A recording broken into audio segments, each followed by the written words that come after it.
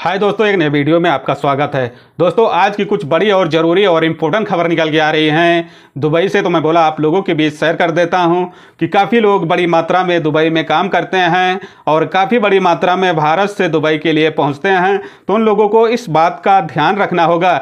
जैसे कि अपडेट के मुताबिक कहा जा रहा है कि दुबई से भारी मात्रा में भारतीयों को भारत भेजा गया है। ऐसे में कहा गया है कि जो इंडियन एम्बेसी है दुबई के अंदर और दूतावास है, ऐसे में कहा जाता है कि दूतावास के दौरान पर 15,000 से अधिक लोगों को भारत अपने घर भेजा गया है। जहां पर इस जानकारी के मुताबिक कहा गया है कि कुछ लोग ऐसे हैं कि दुबई में पहुंचते ही गिरफ्तार हो जाते हैं और उनको सीधा जेल भेज दिया जाता है। तो ऐसे में देखा जाता है कि कुछ लोगों के जो वीजे हैं उसमें भी गड़बड़ी रहती है और कुछ लोगों की लापरवाही की वजह से उन लोगों को जेल जाना पड़ता है। तो इस वीडियो के माध्यम से आप लोगों को काफ़ी जानकारी मिलेगी। बढ़ते हैं वीडियो के अगली अपडेट की तरफ। और चैनल पर पहली बार विजिट किए हैं तो चैनल को लाइक और सब्सक्राइब जरूर कर लेना। जैसे कि कहा जाता है कि इन दिनों कि जो लोग भारत से जा रहे हैं दुबई के लिए या तो दुबई में काम करते हैं और उनका वीज़ा एक्सपायर हो जाता है और वीज़ा रिन्यूअल नहीं कराते हैं टाइम पर, तो उनमें देखा जाता है कि आपके ऊपर जो बताया गया है कि ओवर स्टे आ जाता है। ओवर स्टे आने के बाद में आपके फाइन का काफ़ी मात्रा बढ़ जाता है। तो इन बातों को आपको ध्यान रखना होगा। जैसे कि इन लोगों को बताया जा रहा है कि जो 15,000 से अधिक लोगों को भेजा गया है उसमें बताया जा रहा है कि इन लोगों की वीज़ा में कुछ समस्या थी और समस्या के साथ साथ देखा जा रहा था कि इन लोगों का वीज़ा जो था उसमें काफ़ी गड़बड़ी थी और एयरपोर्ट पर पहुंचते ही इन लोगों को डिपो वहां के जेल के लिए तुरंत ही भेज दिया गया था। ऐसे में बताया जाता है कि अगर किसी एजेंट के द्वारा आप जाते हैं तो आपको सावधानी बरतनी होगी और एजेंट से आपको वीज़े के बारे में काफ़ी बड़ा मालूमात भी करना होगा। मालूमात करने के बाद ही में आप लोग दुबई के लिए यात्रा करें। ऐसे में देखा जाता है कि दुबई में अगर आप पहुंचते हैं और आपका वीज़ा में कोई समस्या रहता है तो आपके साथ काफ़ी बड़ी समस्या आ जाती है। समस्या के साथ साथ आप लोगों को जेल भी जाना पड़ जाता है। तो ऐसे में देखा गया है कि जो भारतीय दूतावास के दौरान पर बताया गया है कि 15,000 से अधिक लोगों को घर भेजने का काम भी किया है। दूसरी इंपॉर्टेंट अपडेट जो निकल के आ रही है कि इन दिनों देखा जा रहा है कि पासपोर्ट में कुछ गड़बड़ी के कारण से दिल्ली इंदिरा गांधी इंटरनेशनल एयरपोर्ट पर काफ़ी बड़ी मात्रा में गिरफ्तारी हो रही है। जैसे कि कहा जाता है कि सन 2025 आने के बाद में नियम में काफ़ी बड़ा बदलाव कर दिया गया है और बदलाव के साथ साथ कहा जाता है कि काफ़ी चेकिंग भी हार्ड कर दिया गया है। ऐसे में बताया गया है कि तकरीबन 3 यात्रियों को गिरफ्तार किया गया है दिल्ली इंदिरा गांधी एयरपोर्ट पर, जहां पर कहा जाता है कि गिरफ्तारी कमिश्नर जो इमिग्रेशन के हैं उन्हीं लोग के दौरान पर गिरफ्तारी हुई है। जैसे कि बताया गया है कि वो तीनों यात्री के पासपोर्ट लेने के बाद में और उस पर जो पासपोर्ट पर एड्रेस पड़ा रहता है उस एड्रेस के बारे में कुछ पूछताछ भी किया था, लेकिन बताया जा रहा है कि वो 3 जो यात्री यात्रा कर रहे थे उस एड्रेस को नहीं बता पाए। ऐसे में देखा जाता है कि अगर आप पासपोर्ट गलत बनवाते हैं, एड्रेस कुछ डालते हैं तो आपको ऐसे में मालूमात नहीं रहता।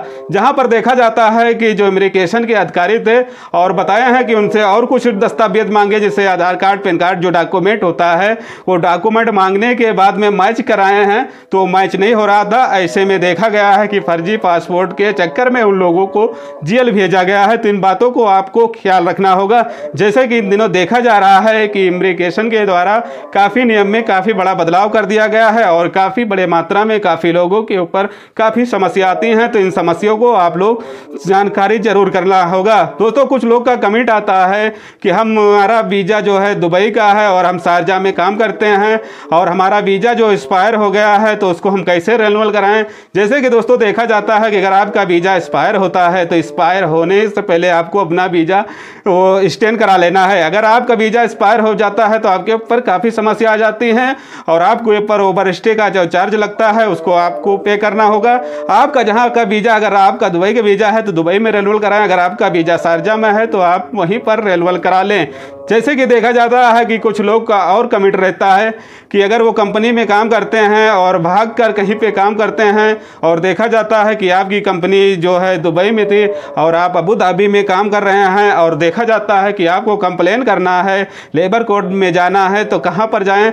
तो ऐसे में देखा जाता है कि आप जहाँ पर काम करते थे आपको वहीं के एरिया में जो लेबर कोर्ट है वहाँ पर जाकर आप अपनी समस्या का समाधान कर सकते हैं। जो आपके ऊपर प्रॉब्लम है उस प्रॉब्लम को हल कर सकते हैं और अपनी जो प्रॉब्लम रहे उसके राइट ही कहें। अगर आप कुछ उसमें बढ़ा चढ़ा कर कहते हैं तो आपके ऊपर काफ़ी समस्या आ जाएगी। इन बातों को ख्याल रखना होगा।